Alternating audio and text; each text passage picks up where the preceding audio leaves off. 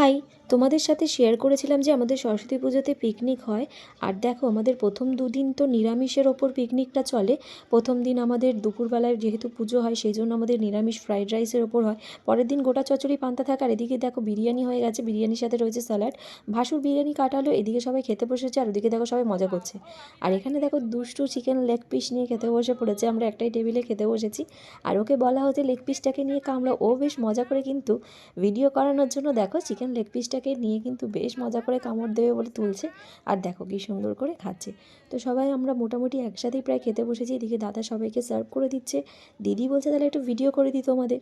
জিজ্ঞাসা করছে কী খাচ্ছ, তো আমরা সবাই মিলে বললাম যে চিকেন লেগ পিস দেখো খাচ্ছি। তো মজা করে সবাই পিকনিকটা করেছে।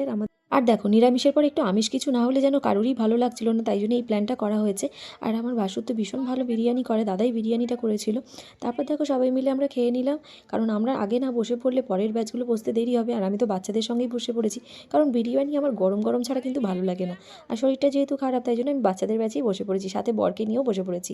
তো দেখো বিরিয়ানি আমাদের খাবার প্রায় শেষের পথে। তো ভিডিওটা কেমন লাগলো জানিও, চ্যানেলটি সাবস্ক্রাইব করে পাশে দেখো। টাটা।